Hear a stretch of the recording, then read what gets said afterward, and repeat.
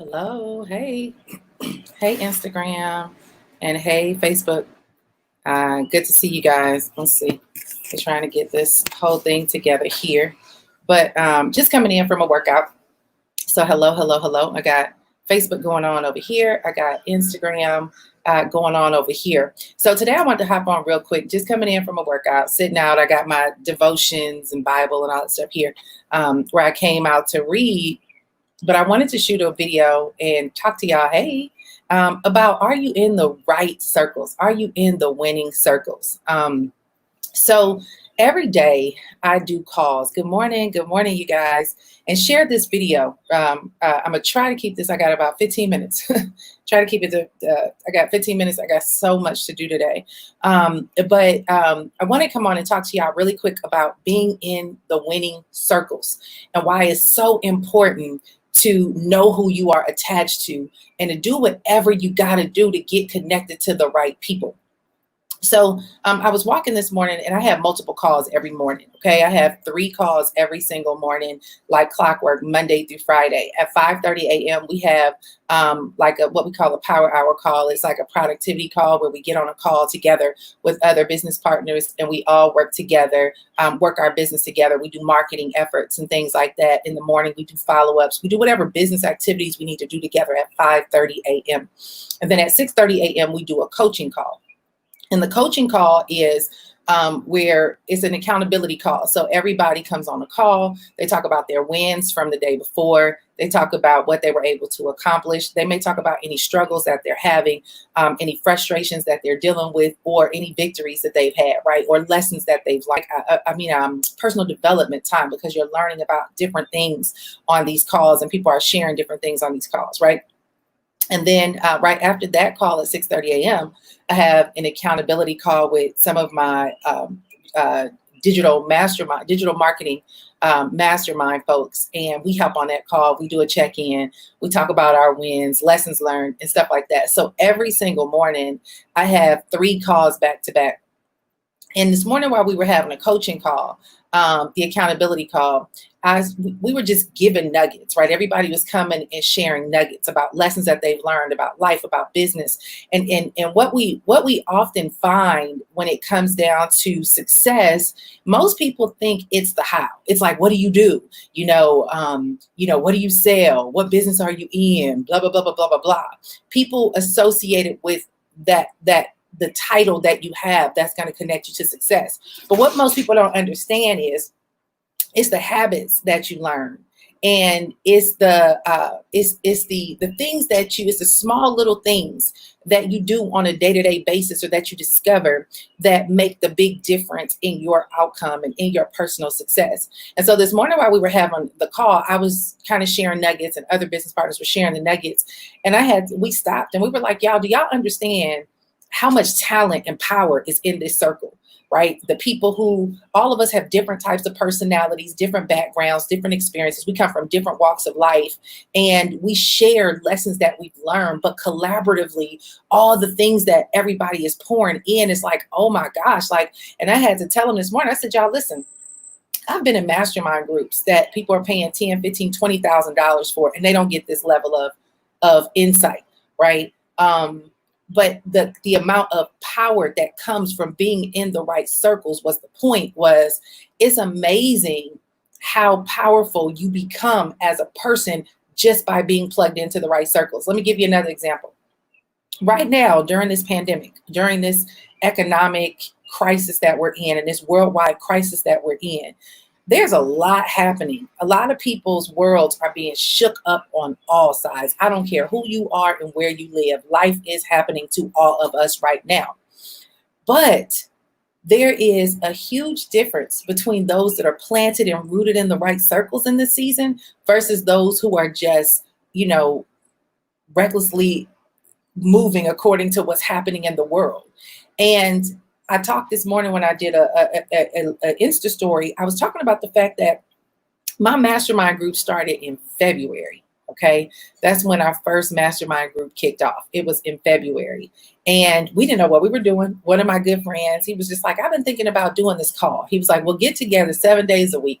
We'll check in every single day. We'll set our 90-day goals. And we're going to make sure that we just check in with each other. Every person gets 2 minutes and share what they've accomplished for the day, and then talk about their intentions, what they accomplished the day before, and talk about their intentions for the day. And let's do it. I was like, let's do it. I was like, we're going to do it 5 days a week. He was like, no, 7 days a week. He said, because if you break it up, it's easy to start creating a habit of not showing up daily. He was like, so let's keep it 7 days a week. I was like, bet. I don't know if I can do it every day at 7:30 in the morning, but let's do it, right? That started in February. Well, this whole coronavirus thing kicked in March. And then who knew all these other things were going to happen? Let me tell y'all something about the power of being in the right circles. My life has been so transformed since March, April, May, June. In these 4 months, by being connected to the right circle, I've let go of the things that have kept me bound, that I did not enjoy, that were suppressing me and keeping me away from being my best self. I have finally found my one core thing that I wanted to focus on, and gave myself permission to get in that lane and fully run in it. By getting in that lane, my income, I can't tell you how much my income game has increased, but it has been amazing on how much my income has grown. And then also operating in the fullness of purpose. I feel so in alignment with what I'm called to do right now as a result of these circles that I'm in, that it has been mind blowing of the level of confidence that I'm walking in now, the level of certainty, the level of clarity, and the work ethic that I've been able to build around those habits because of the circles that I've been attached to over the past 4 months. And another great thing that me and my digital marketing mastermind group was talking about was, when this pandemic hit, y'all, it's almost like the armor truck was in front of us. We were driving behind it, and they opened up the doors and just let money fly out the window. Because if y'all don't know, there's a whole lot of money circulating right now. And if you're not attached to the right circle, you're missing that money. Me and my husband was just talking. I was like, man, it's crazy how many deposits we get in this season. But it's been insane. It's money coming from everywhere. And here's why: because we're connected to the right circles. I got people in my network that have been tapping into money, and they'll get on the phone and be like, you need to go here. You need to do this. You need to do that, and do it now. And they'll call me the next day. Did you get it done? Call me the next day. Did you get it done? They're making sure that I'm doing what I need to do to get my money game up. They're making sure that I'm connected to the right people, getting me on the phones with accountants, and the accountants is telling us, what we need to do as business owners in order to be able to tap into this source and tap into that source. And here's what's crazy, is that a lot of us don't understand subconsciously that we tell ourselves, it ain't gonna work for me, right? But there was a couple of things where I was like, I'm not gonna worry about that. I'm just gonna go do this over here. And they would get on the phone with me and be like, girl, if you don't get this done, I need you to pick up the phone right now. I need you to call this person, and I need you to do X, Y, and Z. And I'll be like, okay, I'm gonna do it. And I am so grateful. Me and my friends was talking about that. All of our income has tripled since this pandemic has happened. It's crazy how chaos can create so much opportunity. And if you're tapped into the wrong circles, you will take on whatever energy and whatever focus those circles are adopting. Now, I'm not saying we're not in the midst of a lot of chaos and crisis that needs our attention, or certain things that needs our attention, but you got to make sure that you are very aware of what really matters and what you should be focusing on in this season. Now, if you want to focus on the anger, the bitterness, the frustration, the disheartening, the emotional suppression, it's all there. Trust me, I get it. It comes. But I have a network around me that I can say, yo, this is how I'm feeling today. And we'll talk through it. We'll express our emotions. We'll express our concerns. We'll express our fears. We'll pray about it. We'll talk some more about it. We'll ask ourselves, how can we be prepared to position ourselves to make sure that we do what we need to do, so that we're not have our blinders on to what's happening, but we're actually equipping ourselves for what's happening. And then we're like, let's get back in gear.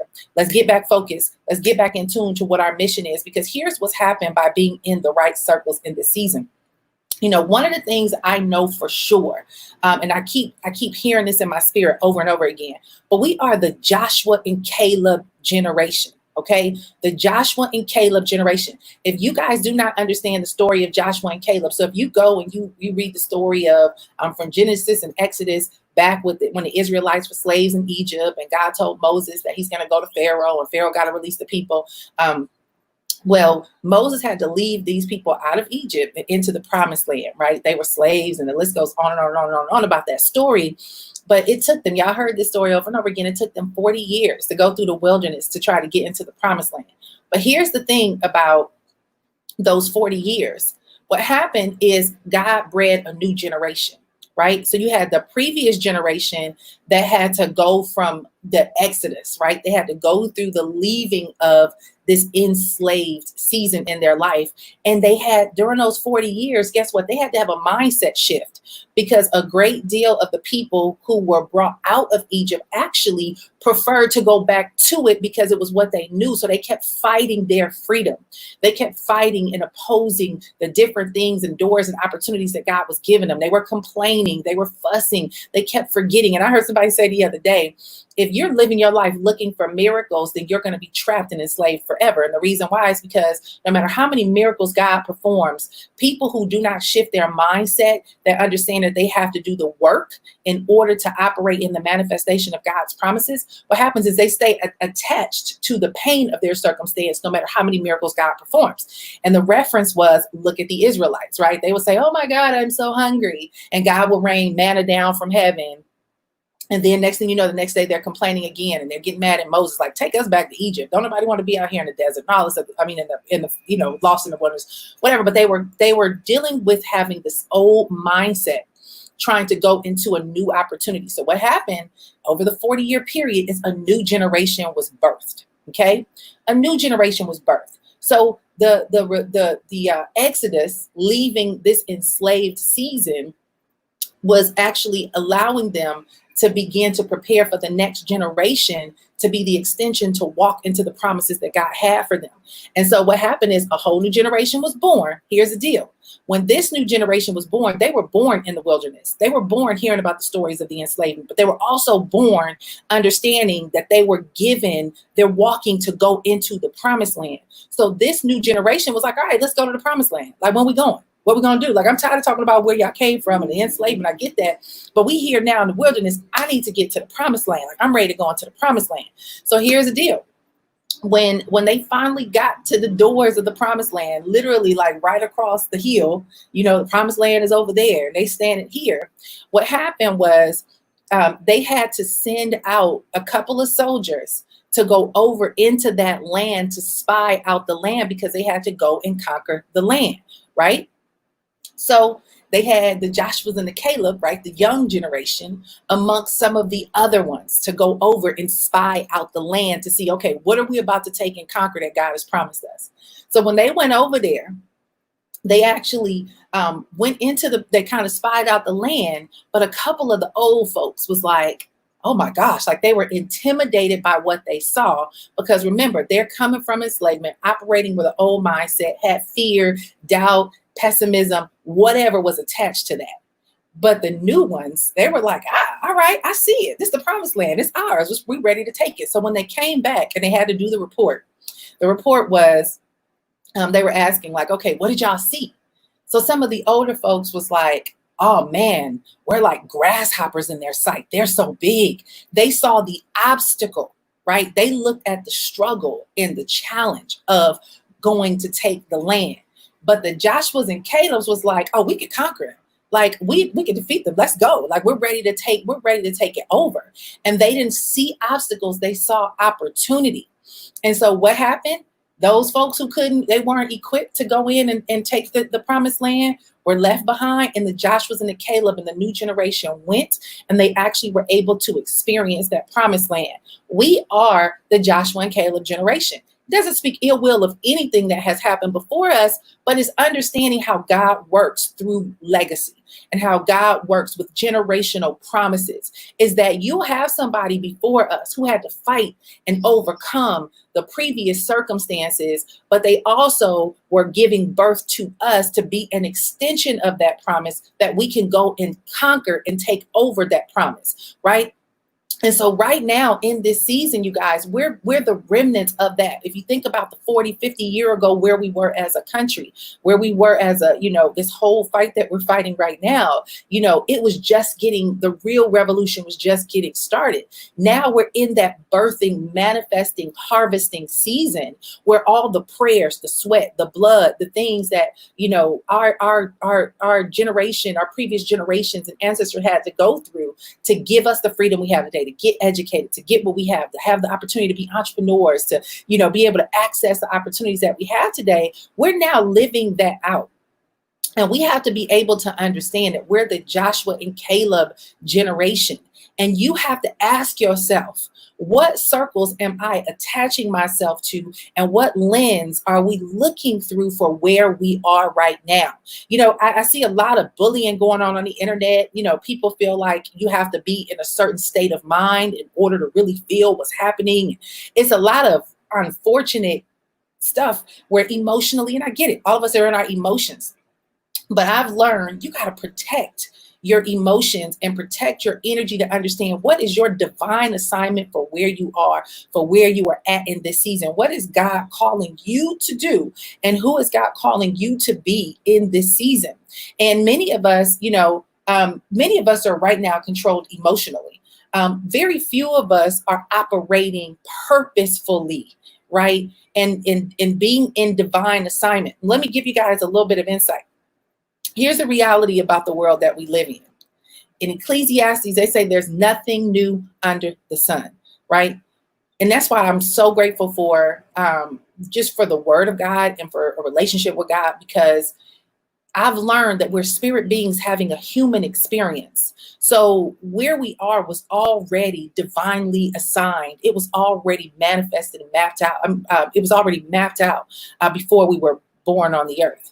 And now we're walking through something that we were predestined to walk through, which means that this is connected to your divine assignment on the earth. There are specific things that God has planted you for such a time as this to do.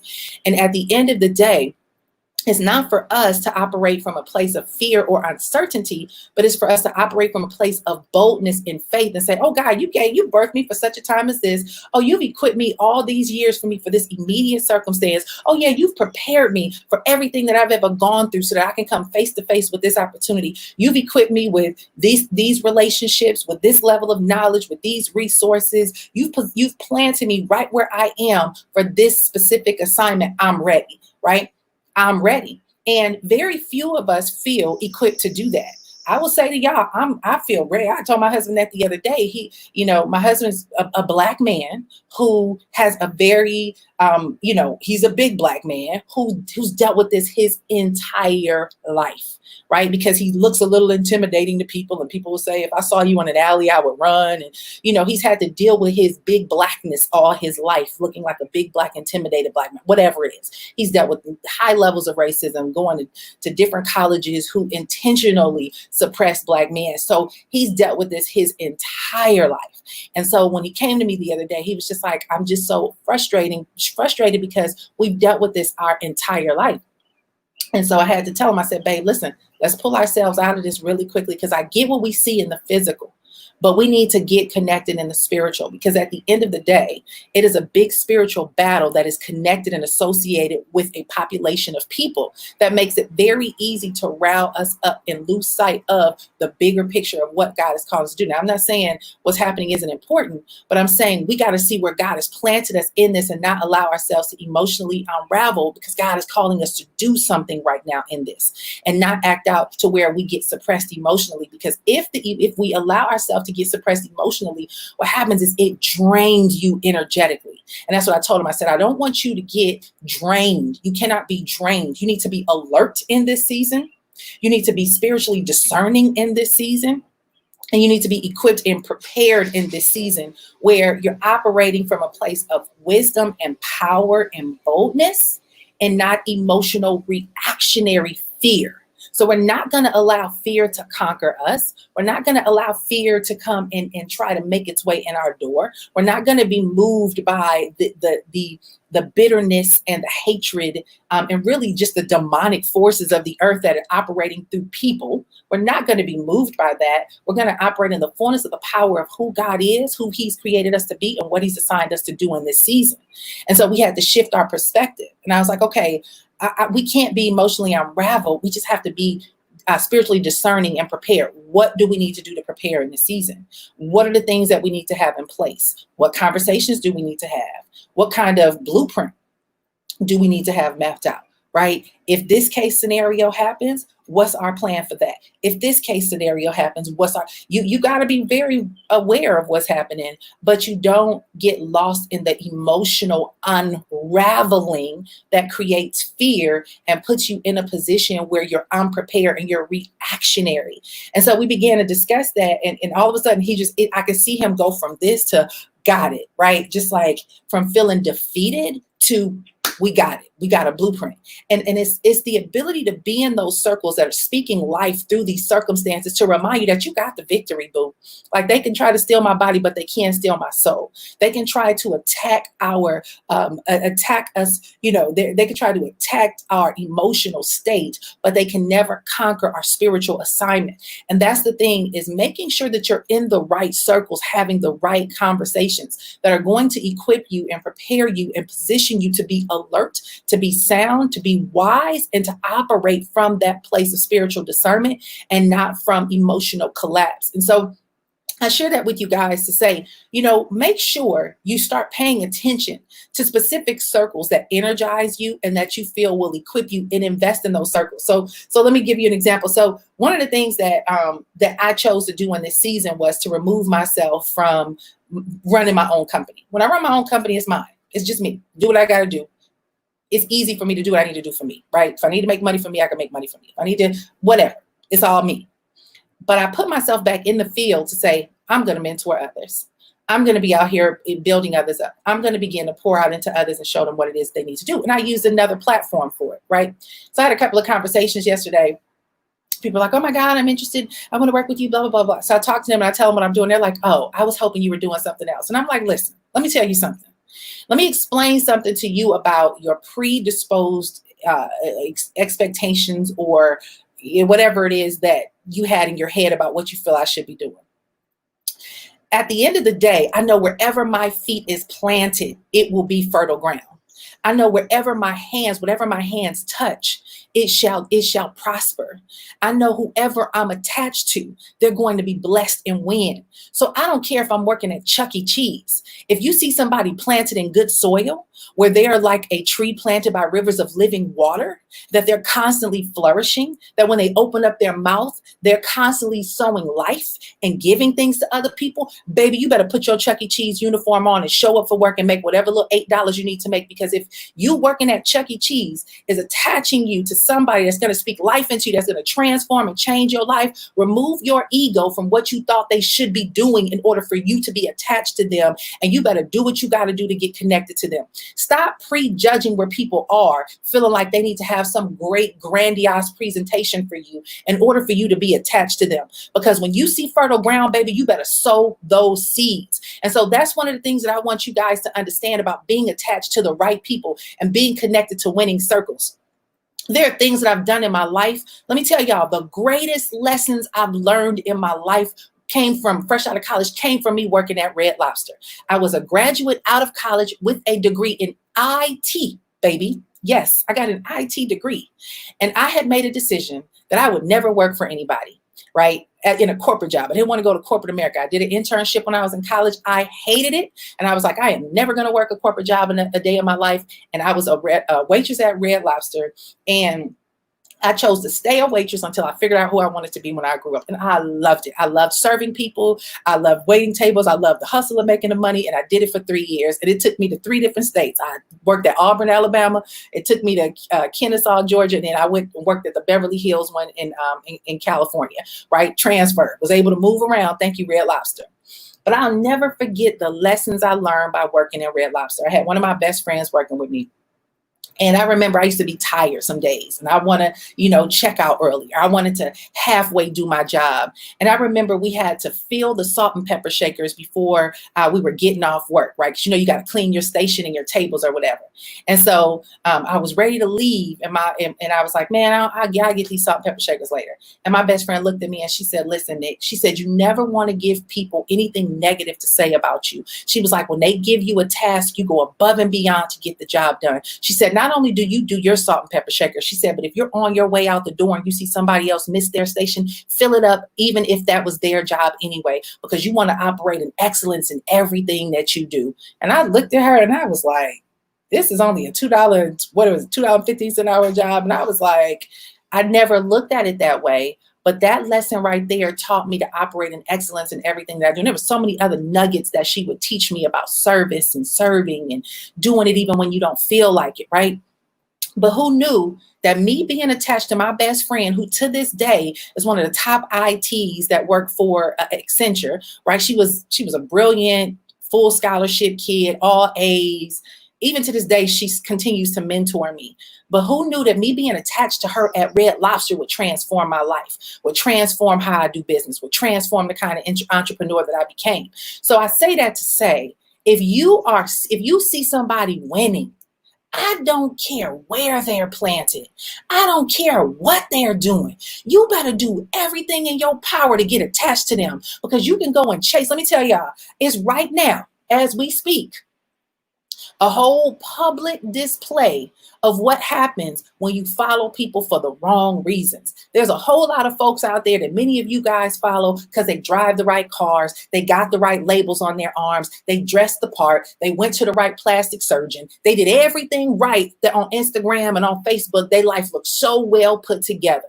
But guess what? Sometimes when you get behind the scenes, it's not as glittery and flashy and gold, as much gold as you thought it was. It might be a little rocky foundation behind there that once you get exposed, you realize, this is not necessarily right where I'm supposed to be. But because you're chasing what looks good and what's flashy and what's hypey and what's, so perfectly packaged on the outside, you find yourself building a foundation on sinking sand or quicksand.